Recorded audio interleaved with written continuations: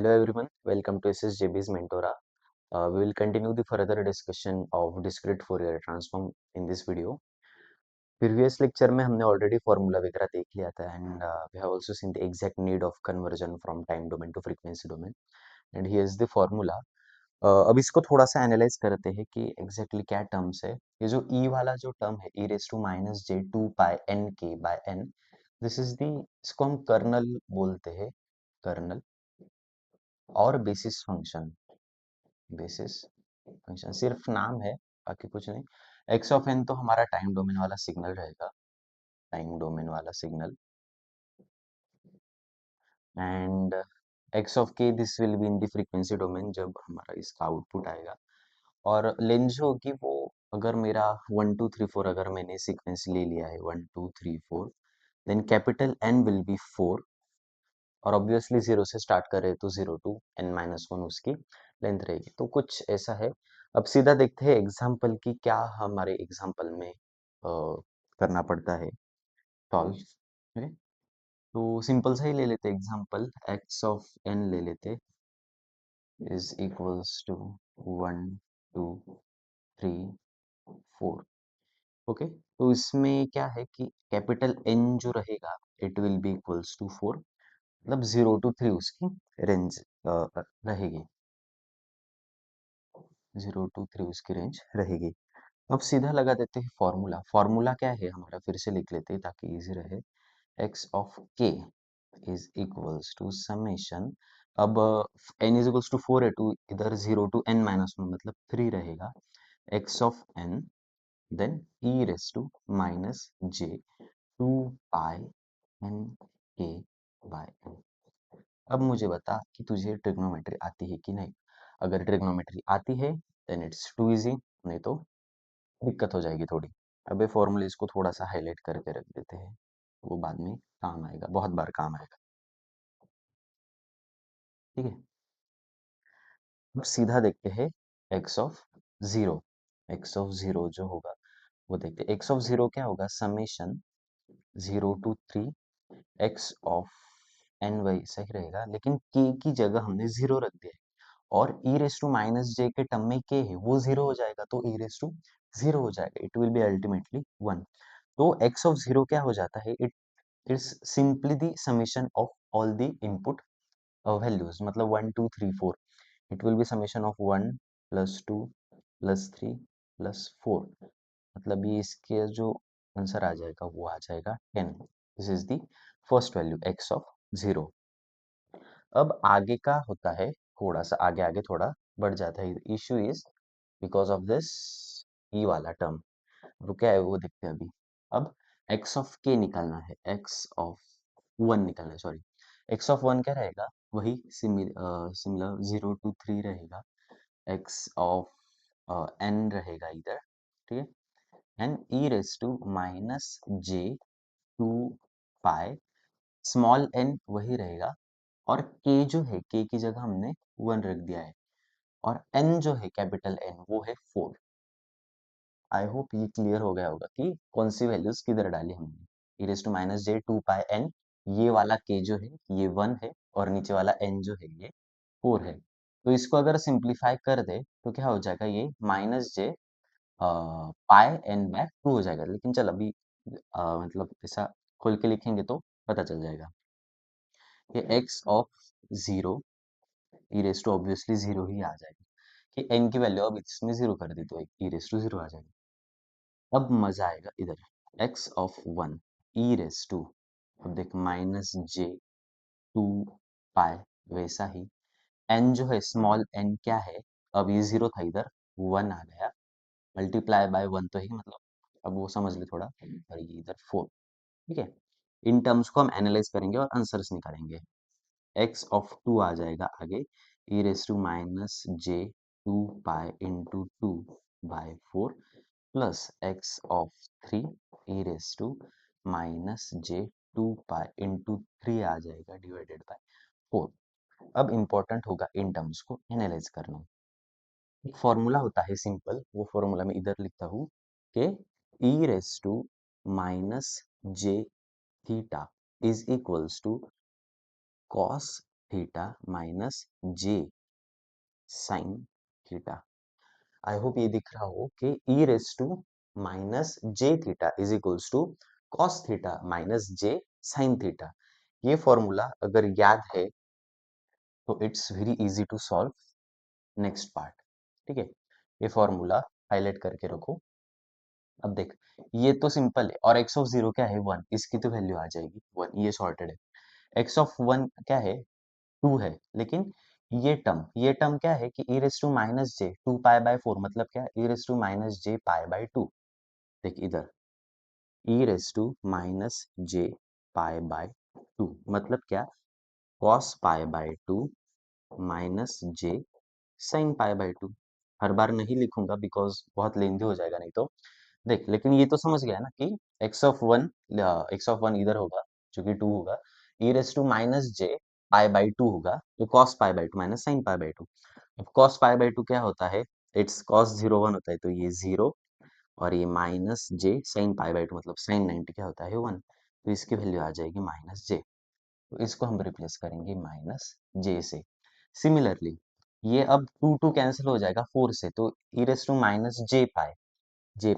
अब cos pi minus जे sine pi क्या आ जाएगी वैल्यू, कॉस पाए क्या होगा, मतलब सर्कल अगर तू इमेजिन करे तो zero, pi by to, pi, three pi by to, ऐसा तू इमेजिन कर सकता है। और उसमें कॉस पाई क्या आ जाएगा, ये माइनस वन आ जाएगा, और ये जे, लेकिन साइन पाई क्या रहता है जीरो, तो इसकी वैल्यू आ जाएगी माइनस वन। तो इसको तू रिप्लेस कर सकता है माइनस वन से। और एक्स ऑफ थ्री, अब दे देख, ये टू चला जाएगा, लेकिन e raise to minus J three pi by to.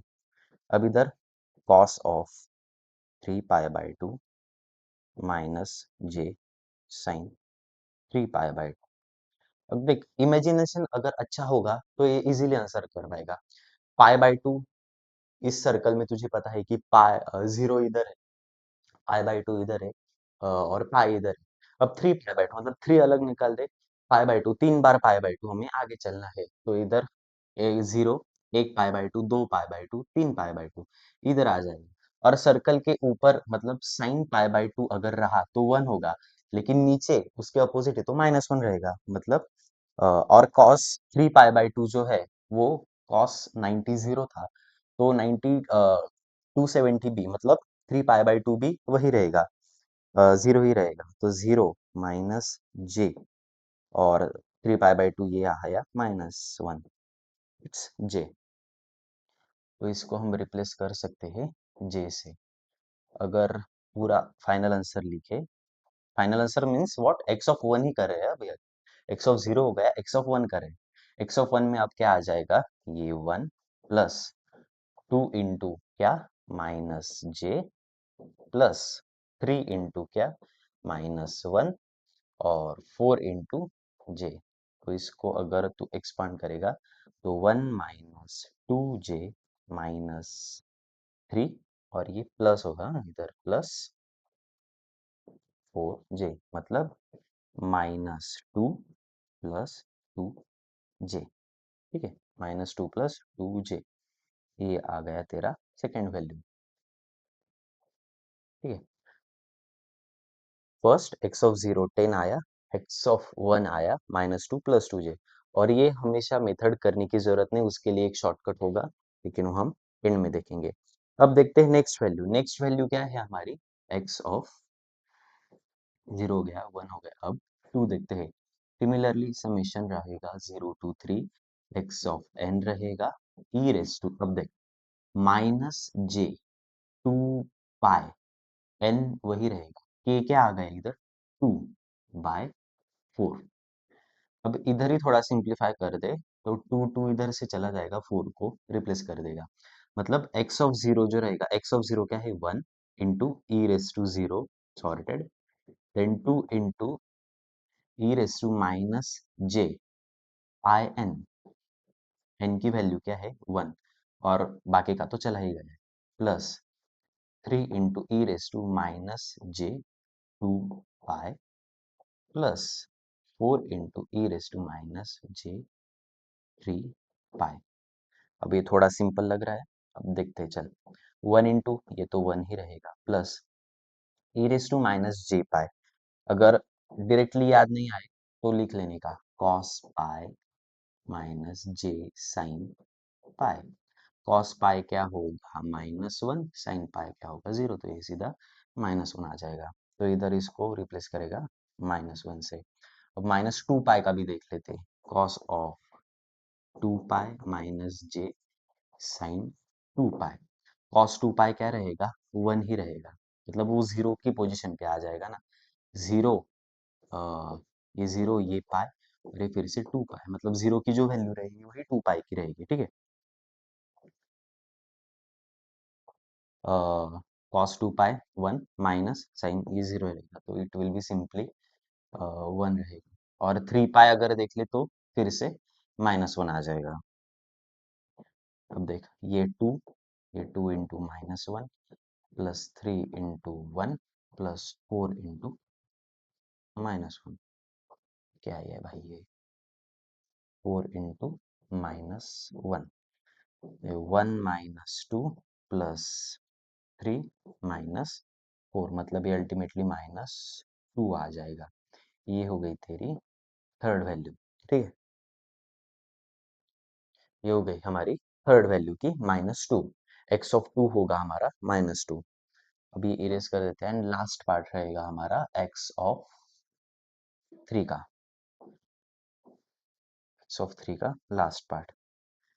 x(3) is equals to similar summation 0 to 3 x of n e raised to minus j 2 pi। अब n क्या है, n तो वही रहेगा, n के 3/4। आई होप ये दिख रहा होगा, ये -j 2 पाई n 3/4 रहेगा। ये 2 तो चला जाएगा, लेकिन 3 पाई/2 रहेगा। तो इसको हम अगर सिंप्लीफाई करके लिखे तो 1 into E raise to 0 sorted plus 2 into E raise to minus j, वे 3 पाई/2 है, तो 3 पाई n की वैल्यू 1 और ये 2 plus 3 into E raise to minus j 3 pi into 2/2, 2 चला जाएगा, और लास्ट में 4 into E raise to minus j 3 pi into 3/2। Simplify करो तो इसका सॉर्टेड है। अब ये देख 3 पाई/2 e raise to minus j 3 पाई/2, कॉस 3 पाई/2, कॉस 3 पाई/2 माइनस जे साइन 3 पाई/2। और पाई/2 को कैसे देखेंगे, फर्स्ट पाई/2, सेकेंड पाई/2, थर्ड पाई/2, मतलब उस सर्कल में नीचे, उस सर्कल में नीचे कॉस की वैल्यू रहेगी 0, लेकिन साइन की वैल्यू रहेगी -1, तो ये आ जाएगा जे। तो ये टर्म होगी जे। अब ये 2 चला जाएगा, ये रहेगा सिंपल -j 3 पाई, और -j 3 पाई की जो वैल्यू थी वो -1, इधर से उठा लेते ना, इधर कैलकुलेट किया ही था -j 3 पाई, वो थी -1। अब -j 9 पाई/2, कॉस ऑफ 9 पाई/2 माइनस जे साइन 9 पाई/2। 9 पाई/2 मतलब देख 1 2 3 4 5 6 7 8, 9 जो होगा वो इसी पोजीशन पे आएगा, मतलब जैसा पाई/2 होता है नॉर्मल, वैसा ही। अब कॉस पाई/2 क्या होता है, कॉस पाई/2 होता है हमारा नॉर्मल 0 ही, हाँ कॉस पाई/2 क्या रहेगा हमारा 0 रहेगा, माइनस जे, और साइन पाई/2 रहता है 1, तो इसकी वैल्यू आ जाएगी -j। तो अगर इसको हम सिंप्लीफाई करेंगे तो इसकी वैल्यू कुछ ऐसे आ जाती है, अगर ये पूरा सॉल्व करो 1 और ये 2j -3, इसको अगर सॉल्व करें तो कुछ ऐसा -2 प्लस 2j आएगा, एक बार चेक करो, एक ऐसे ही आएगा -2 प्लस 2j। ये वैल्यू आ गई हमारी, इट्स फॉर द x(3), ये हो गया फोर्थ वैल्यू। मतलब अल्टीमेटली देखे तो हमारा x(k) आया, x(k) आया, पहली वैल्यू थी 10, then -2 plus 2j then third value थी -2 एंड लास्ट इज -2 j। मैंने लास्ट में डायरेक्टली वैल्यू लिख पाया मैं, क्योंकि अगर हम x ऑफ k निकालते हैं DFT लगा के, तो अगर 4 पॉइंट DFT होगा then the number at the 0 1 2 3 number at 1 and the third position is complex conjugate of each other। अगर तुम ध्यान से देखो, these are the complex conjugates। ठीक है, these are the complex conjugates। I hope ये concept पता होगा। -2 + 2j एंड -2 अब देखिए हमारा एग्जाम्पल कितना लेंदी हो गया।